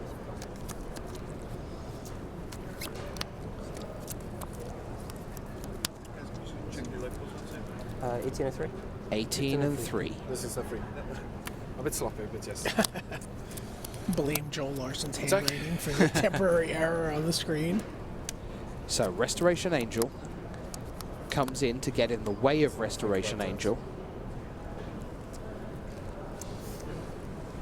But now Larsson goes 2 mana. Can I have a Snapcaster Mage? That resolves. Ben tentatively says that resolves. Joel about to target what could be the final card of this semi-final. At least that's what he I think plans. we know that this is going to be Augur Bolus is going to get its flesh devoured. Ben is going to devour the Augurs. Okay. 2 mana. More Boros pressure Charm on guy. you for 4. There's the response. Augur of Bolus. Go down to 2, right? Effectively. Yes. And then, So Ben gains 3, goes to 6, then the Boros Charm resolves, he falls to 2. It's many back cards do you to have Ben left? Stark. Back right up against the wall, but with a Sphinx's Revelation in hand and a Supreme Verdict. Yeah, Ben's best shot here, I think, is just to jam a Revelation for 5. But then he just dies to the Thundermaw, so... And that's what's going to happen because he Sphinx's Revelations on his own turn for 5. He draws 5 cards, but tapped out. He's not going to be able to cast any of them. He just lays a land. Joe Larsson bangs down the Thundermaw. And that's the game, and Joe Larsson punches the air. And he is through to a Pro Tour final against Tom Martell of the United States. The Swede advances. And you will see a Pro Tour final here in Montreal. It will be Martell against Larsson. 3-2, 3-2. Fantastic semi-finals. Wow. good luck. Thank you. It was really good playing. Yeah, it was a good match. We talked a Kind little of bit about unhappy with Boros myself. Charm and how I know I had a the better different fight things it last could game. do in terms of indestructibility, but really you saw it there as just in this aggro control strategy as this very, very powerful burn spell that really shaped that game and like just carved turns off of Ben Stark's clock. Yeah, I mean, you saw Joel just run it out on turn 3 because he had nothing better to do, and that ended up being really good. He was tight on mana the whole game, and the 4 damage certainly mattered. Well, yeah, we talk a lot about Azorius Charm where you're cycling it for a card. It's almost like he cycled that for a turn. Yeah, it was pretty close to that. I think also it's quite interesting that it becomes an easier play for him to make because what is now nearly 2 hours ago, he's sitting at lunchtime going, I'm going to be aggressive. I'm going to be really aggressive. So when you see a card that can say, I'm going to be a little bit tricksy later on, or I can be really aggressive, well, you've heard yourself say, I'm going to be really aggressive. And that has to help when you're making a play like that, because for us, away from that, as you say, well, you said it, Luis, it's like, wow, that feels a little early, a bit premature, a bit previous. Well, I mean, it helped because he had another Boros Charm and a Snapcaster Mage. Okay, well, let's find out what happened down there. We'll see as we're going to see the finalist with Rashad Miller. Here we go. Rashad Miller here with now finalist Joel Larsson. And we've watched Boros Charm do a lot of things. Usually, you know, it gives your creatures indestructibility, but it also has a couple of other modes that you've been using very well. So just tell us how good Boros Charm has been for you. Boros Charm is probably like the best card in my deck, for sure, if you don't count Reckon against the aggressive decks. Because it can just win you the most impossible situations. Like you can just burn them out 4 to the face every time, or like against Ifro. I played it in combination with Moment of Harris to gain double strike and such. You know, to gain 10 life for Triconer, or against Melissa, which I lost, but still, she had Wolf Run, and I could give my guys double strike, so I could first strike her guy down instead of indestructibility. And off the sideboard, you have it with guys to, you know, escape all the Supreme Verdicts, and it's just over when you get to that point. So. Those are interesting words from someone of the Simic Guild. So you're going to be going up against the Aristocrats. Yep. What do you think of that matchup? Well, I have no idea, actually. You know, haven't played against the deck and haven't tested against it. I built a kind of similar deck, but didn't take it to the next level, like at the beginning of our test sessions. But, you know, I think I'll be all right, you know. Yeah. I don't know, you know. I'll take a look. Joel Larsson, maybe a win, maybe he won't. Back to the booth. As we said, he's as cool and calm as he ever is. It's just a Sunday stroll in the park for Joel. We're going to go and catch our breath. You catch your breath. We're going to send you back to the news desk as they preview the final of Pro Tour Gatecrash 2013.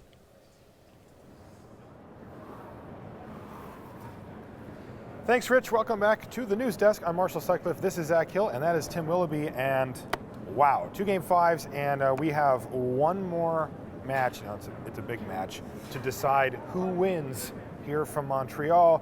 Now, we just heard Joel Larsson say he hasn't played much against the deck, the Aristocrats, and he said, I think it'll be okay. That's what he said. I appreciate that. Yeah, understatement of the year. He's just very chill. He's like, I don't really know what it does, but we'll figure it out. Well, man, that is kind of one thing, as you saw in that last game. I mean, you can always take the line of just like, I'm going to start dealing you 4 damage to the face. Yeah, that is nice to have as a default. Why don't we take a look at how the players got here throughout the course of the top 8. We've got a little bracket here. So we see that Ben Stark defeated Stephen Mann to move on to the semifinals, and Joel Larsson beat Jerry Thompson as well in the top half of the bracket there. Now, that completed the half of the semis. On the bottom one, Eric Froehlich, he moved on, and Tom Martell also advanced. Now, to make it to the finals here, Joel Larsson had to beat, one of the toughest players out here with Ben Stark, and especially Ben's playing a deck he's very comfortable with. That was a tall order, but he managed to pull it off, thanks in large part to Boros Charm, which they were just talking about. And Tom Martell beat Eric Froehlich. Now, these guys, we mentioned it before, they know each other very, very well, but Tom was able to find a way to get past, putting him into the finals. Guys, let's talk a little bit about the matchup. Let's try to get a little bit of more information out about what is exactly going to happen here. Now, Joel Larsson is playing blue, white, red, mid-range. We don't really have, it can kind of change roles, as we saw, just start bolting people's face. And Tom Martell is on a really interesting deck. Another Sam Black design in the finals here. This is starting to become quite the regular occurrence. Black, white, red, they call it the Aristocrats. Zach, why don't we start with Larsson's deck? Any idea what the game plan is here? You're more familiar with the Aristocrats deck than a lot of people. Maybe even than him. Maybe than Joel. Maybe than Joel. You've tested it probably more than he. I've played plenty of Sam Black, sacrifice all my creatures to do something. What is done remains to be seen kind of decks. I mean, I think the thing is, like Tom's deck was designed very much with Boros Reckoner in mind. There's a lot of ways of getting around it. He plays obviously his own Reckoners. He has some evasion. I think what Joel's got to do really is sort of not lean too heavily on that. The advantage that he has that Tom does not is Sphinx's Revelation. We've seen a lot of decks sort of be able to counter Revelations. Tom's deck can't do that. So if the game goes long enough, there's really not a very good trump to Larsson just tapping 8 mana, drawing 5 cards, and gaining a ton of life. Now, in between then, of course, he's got Boros Charms. He can set up kind of adorable little combos, but it's going to be hard to sort of take maximal advantage of his own Reckoners through Tom's 4 Orzhov Charms. Those can deal with Reckoner in a very convincing fashion. But I mean, he has got this combo where he can gain infinite life. If he pulls that off, Tom's cold, right?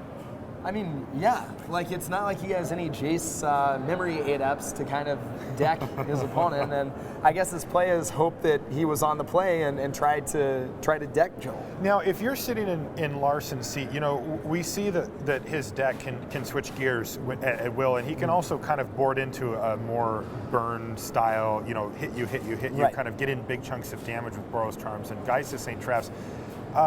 Is he looking to take that role post-board, or is he really more of the control player in this matchup? I really don't think he wants to board in Geist. It's possible I'm wrong about that, but getting through on the ground is almost impossible. I mean, Tom has got Doom Travelers. He's got Cartel Aristocrats that, of course, can block Geist and survive. He's got his own Boros Reckoners. It's really going to be hard to sort of get through. I mean, Champion of the Parish gets around a lot of the burn-based removal that Larsson has if it can get big enough. So I don't know that that's the line he wants to take. It's still hard to say like who's controlled and who's aggro because there's so many different lines of play here. Sure. Tom's got to watch out obviously for Joel's Azorius Charms. Mm-hmm. But I think in general Larsson's going to play a lot more control-oriented of a game than we saw against Ben Stark. So do you think that the game is going to evolve around if Larsson survives long enough to get off like a huge Sphinx's Revelation? That's what it seems like to me, for sure. I mean, even Supreme Verdict, cards like that, just not very good against Tom. But Larsson's capable of putting plenty of threats on the ground, too. Restoration Angel also just very good in this matchup. And they both have them, right? Exactly. Tim, what do you think? I'm kind of hoping to see a Thundermaw Hellkite out of the sideboard for Joel Larsson. That potentially a really big card because this is the first time, I mean, this must be the nightmare card for Tom Martell. Lingering Soul is very much the card that he's all over. And Thundermaw Hellkite just he had to cringe when he saw that one come up on the preview page. And I think a lot of Martell's plan against the blue-white red decks, especially ones with like more spot removal, is to bring in Lingering Souls. It's good against Supreme Verdict because you can flash it back. You can always double block a Geist of Saint Traft if you need to. It's good against Azorius Charm. It's good against Searing Spear. Lingering Souls, so one of the better cards you can use, but obviously it just plays right into Thundermaw Hellkite. Right. Now, let's switch over to Martell's deck a little bit. What do you think his main concerns are coming into the match? I mean, honestly, I think like he does not want to fall behind quickly. He again just does not want the game to go late. I think he's going to want to get an early champion of the parish. Sure. He's going to want to be able to put some pressure on Joel. I mean, even if Joel has to use his Azorius Charm on a champion of the parish, which is something that like you kind of, I mean, it's in the deck to be able to do. Yeah. As we've heard several times, one of the great things about Azorius Charm in these blue-white-red decks is that it helps fix the mana. You can just cast it to draw a card, you can Snapcaster it back, and so even if he is able to make Joel use his Azorius Charms as removal spells, I think that can prevent Joel from hitting all his land drops and casting some game-ending Sphinx's Revelations. Now, do you think that Larsson is going to be able to afford to not use his Azorius Charms on Tom's creatures? I mean, like you said, resetting a champion of the parish is fantastic. Sometimes Tom's creatures come in the form of a token that it just dies. Do you think he's going to have the kind of time? Like, I didn't quite get a great feel for how aggressive Tom Martell's deck can be if it needs to. It can be a really fast deck, a deceptively fast deck. I mean, Falconwrath Aristocrat, a card that ends games very quickly anyway. Extremely fast. A thing to remember from Tom's deck is Falconwrath Aristocrat, not typically used in that many decks with a lot of humans in them, but every human you sacrifice puts a +1/+1 counter on it. So you can go for some big alpha strikes, like attacking with all of your creatures, and the things that are blocked, you just feed them to the Aristocrat, and oftentimes Aristocrat can hit for 7 or 8 damage. Yeah. So that in concert with very quick champions in the parish, also a couple of copies of Silverblade Paladin, and also some Zealous Conscripts mean that Tom's deck can kill on turn 5 with a lot more regularly than you would expect looking at the list. Hellrider as well, potentially. Yeah, of course. Like, if you're talking about a board state that might get a little bit busy, Tom has a lot of potential to put a lot of creatures on the board. There's few cards that play better with Hellrider than the Lingering Souls that Tom's all about. If you can get the creatures on the board, he may just be able to put things away before Joel can really establish a strong board presence. Okay, now let's back up a little. Let's talk about the players. So this is Tom Martell's second Pro Tour top 8. He was also in Paris. This is Larsson's first. Now, you were talking a little earlier, Zach, about how these things can kind of add up. So third day of Magic in a row. Right. Now we're under the lights. Now there's 20,000 plus people watching, at home, plus all of us here. All of your friends, mom's at home eating popcorn watching you play this thing, and you don't want to get embarrassed or make a mistake, and that can really add up. How do you think that Larsson's going to be feeling? I mean, we've seen him. He seems pretty cool. Well, and that's a huge advantage, I think. I mean, if you look at this bracket, the players with experience advanced to the semifinals. We talked a lot about how it's Jerry's first top 8. He lost. We talked a lot about how it was Owen's first top 8. He lost. They both seemed a little bit nervous on the camera, although it's obviously hard to tell. Sure. But I do think that factor is very, very, very relevant. Joel seems pretty unfazed. He really does. Joel's had a number of good GP finishes just in the last year or so. Right. He's not fresh off the boat, and he's been playing. I mean, he started playing Kamigawa block, but he's been on the Pro Tour as a regular fixture for a number of years now. Yeah, he's 50-something pro points. First time I bumped into him was at Pro Tour Honolulu, the most recent one. So he's been playing at a high level a lot recently, and he knows his deck, he knows the matchups, and he's a pretty cool customer anyway. We speak quite often at GPs. He's had his ups and downs there, and he's been on a good run for the last year or so in terms of GP finishes. I'm not really surprised to see him performing at the very top level now. And we're seeing that confidence in the way he plays. I mean, I don't want to sit across from Ben Stark with the lights on Sunday. No kidding. But we saw just very confidently turn 3 Boros charming his opponent's face. He had no offense. Ben had an Augur of Bolas. Ben was at 20 life. Joel very clearly had a plan, though, and started enacting it very early on. And I mean, it paid off. And that takes confidence, right? Oh, of course. Because there's definitely a tendency to not want to act in that situation until you know that it looks correct. Of course. Right? But he had a plan from the get-go, and he executed it really nicely. And one of the things we talk about with these decks is how they can adopt very different plans depending on their opening hand. I mean, you've seen blue, white, red, even aggressive versions have very controlling draws. You've seen the aristocrats have very controlling draws, where you just gum up the ground, start killing your opponent's creatures. So I think looking at your opener and being able to say, okay, given these 7 cards, I'm going to script out a plan for this game requires you to be just very confident in the moment and know exactly what you're doing. Now let's talk about Tom Martell a little bit. He's been here before. Ben Stark won that Pro Tour. Yeah. You know Martell wants to pick up the victory here and kind of even that score with a friend of his and many of his friends who also have a Pro Tour win. Talk about, you've been to one Pro Tour top 8, Zach. Coming back the second time, what do you? How different do you think it would be for you? I just think it's honestly a totally different ball game. I mean, there's a huge difference between the first time you make a top 8 and every single time after that. I mean, it's just like when you sit down and play against like a name player or a player you recognize for the first time ever. Again, you can be jittery, you can make mistakes, it's sort of intimidating.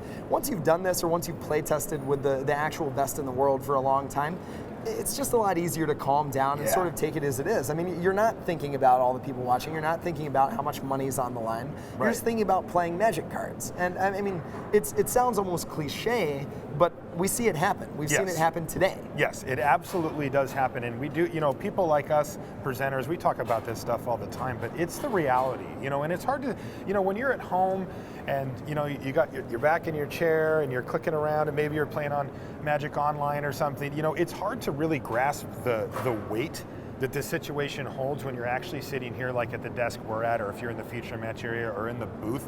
There's people standing around in hushed tones. There's lots of people sitting in front of the monitors over here, and you can just feel it, and it's got to affect you in a big way. I mean, for those of you at home, if you've ever made it to like the top 8 of a PTQ or something, you get that feeling like, I really don't want to screw this up. Imagine if everybody in the room could see what you were doing. Boy, and this is what we see happening. I mean, we're in a big, like, sort of cavernous room. Yeah. And it's kind of hard to hear on the broadcast, but people will just, like, erupt into cheer when different things happen. You're like, oh, man, okay, like, there's some eyes on me. There's something happening, and, of course, it's really happening at home, in everybody's homes across the country that happens to, and, in fact, the world that happens to be watching this. Now, when it comes to Martell, I just don't think this stuff's going to be an issue for him. He's been here before. He checked the checkbox off that you just mentioned about playing against the world's best and play testing in all types of different environments. And I think that he's going to be all business here. I will say, Tom wants this, though. Really he wants it real bad. Yeah. And the thing that happens on these super teams, even though people are obviously not sitting there talking like, I'm better than you, I'm better than you, I'm better, like people are kind of over that. The fact remains, everyone's kind of thinking about who the best player at a given moment is. And having a Pro Tour win is certainly going to make a good argument. You get bragging rights until the next Pro Tour at least, right? So that seems good. What do you think, Tim? You think Tom Martell's... I'm going to keep sticking with the Europeans. There's only one of us in the top 8. I think we need a little bit of support for Joel Larsson as well. Okay, and I have to say, I really am impressed by Joel Larsson's mentality. His demeanor has been very chill, and I think that, if he has some favorable draws and if things go his way, he has every chance to win this Pro Tour. And we talk about his demeanor. I mean, he's also just very good at Magic. Oh, absolutely. I mean, we've seen him like on camera multiple times now. He's playing incredibly tight. He hasn't made any obvious mistake. There haven't been like huge controversies around the way he's playing. And he's picking some smart lines as well. Yeah. I mean, one of the things we were discussing as we were watching that last match that sort of, you didn't necessarily agree with some of the lines on either side of the board, but like I love that that's where we are in Magic, that we can have every match that's going to 5, and that like by making smart decisions tactically, not just sort of any one turn. Yeah, that's the difference between being a Pro Tour champion and not. Now, let's talk a little bit about the decks again. So, we were just talking about the players and how they're handling it, and we seem to agree that these guys seem ready to go and that it could be any man's game here. What about the matchup, though? I mean, We know that Larsson's deck can transform post board into to a quite aggressive version, right? Capable of dealing large chunks of damage at a time, or he can actually go away from that and try to kind of stop Martell from what he's doing. Which one of those do you think he's going to go with post board? Well, like I said, I really think, and I could be totally wrong about this, I really think Larsson's trying to lean heavily on his Sphinx's Revelations. So it's really going to revolve around that card. Well, I mean, we should just look at the matchups that we've already seen and kind of get an idea how this plays out.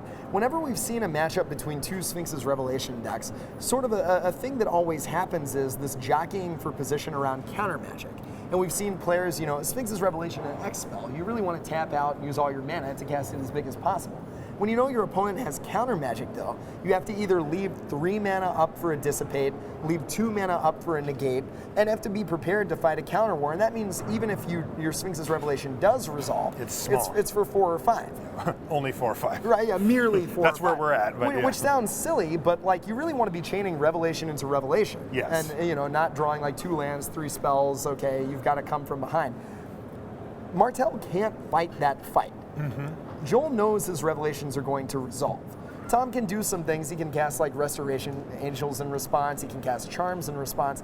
But by and large, Larsson knows his spells are going to happen. Yes. And that means he can have a lot more confidence in the late game of just kind of tapping out to do a thing.